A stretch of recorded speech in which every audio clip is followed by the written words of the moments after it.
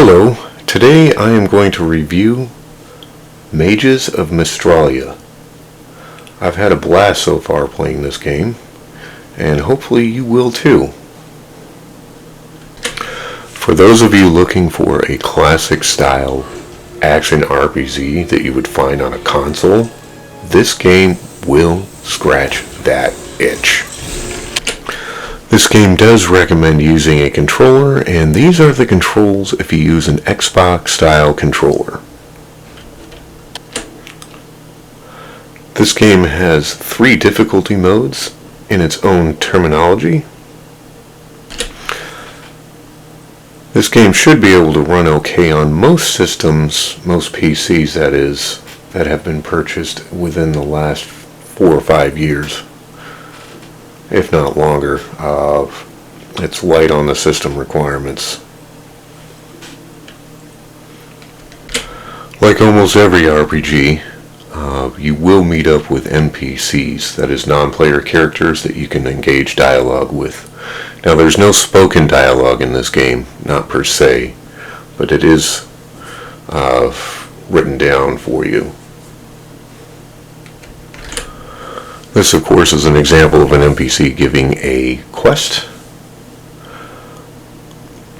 This is very early in the game, so it's telling me that I can access my inventory, which is very much like other RPGs.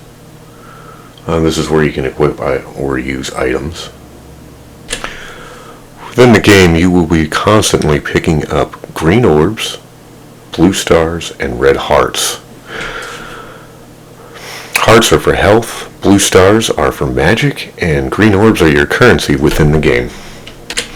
This game does have a fast travel option of sorts.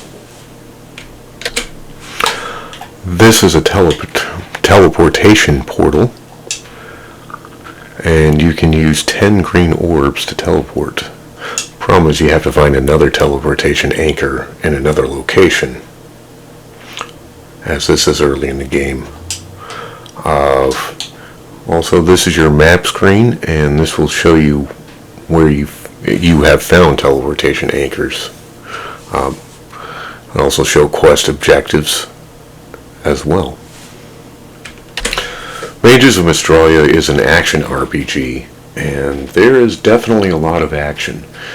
You have various different spells even from the beginning of the game, and you do have a wand that you can do basic melee attacks with as well.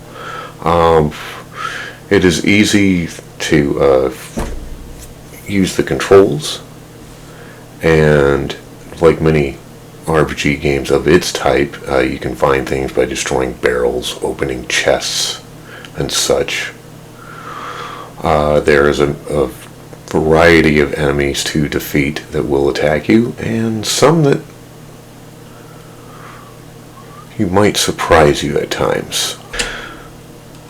Combat, of course, feels satisfying. The controls have a distinct feel to them, and of course there isn't much, if any, impact lag.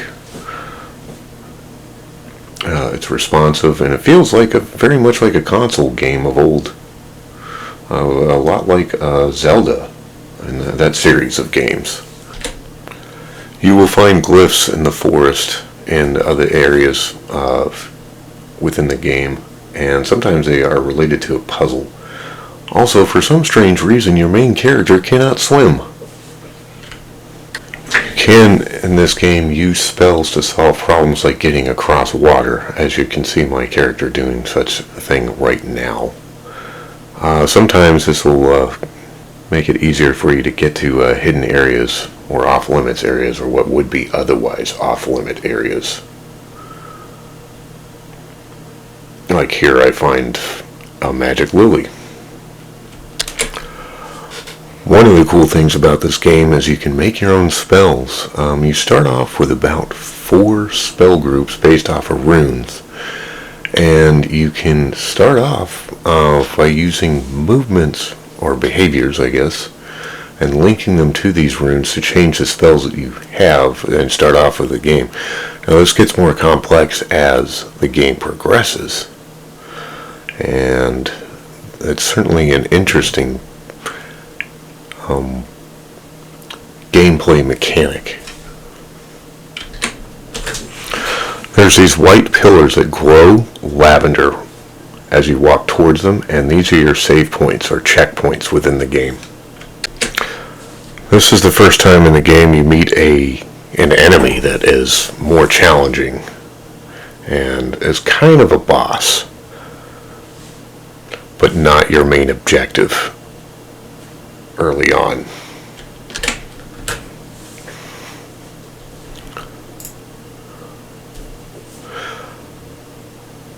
A lot of games that I played growing up, especially on Nintendo, Super Nintendo, Sega Genesis, had bosses, and this game reminds me of that a lot. This is the first major boss in the game, and it is certainly a challenge the first time you play it. It's a long and drawn out fight. As you can see, I'm still alive and kicking. And so is this boss. Like most bosses in these older style games, and the old ones themselves, they change up their pattern a little bit as they start to get close to death. And I wasn't able to react to it in time.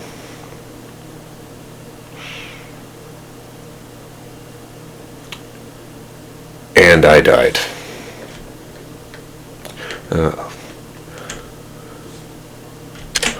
It took me 3 times to defeat this boss, but it can be done. Unfortunately, this game only has 3 save game slots. Now it's time to talk about performance. On my desktop machine, it had no problem running at 4K at a locked 60 frames per second.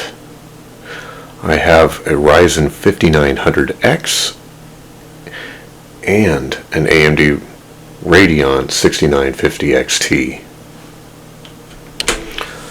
For those of you out there wondering, this game will work on older and less performant hardware.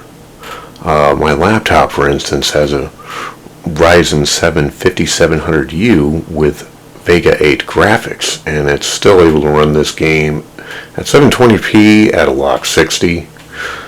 It will not, however, run it and record game footage at the same time.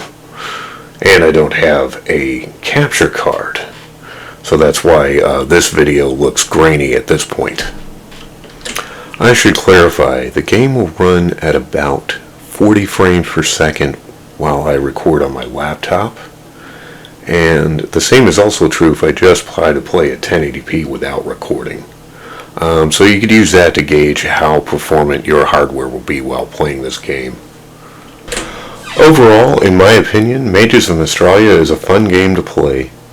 The beginning has been fun to review. I hope you enjoy the game. Like and subscribe if you like the video.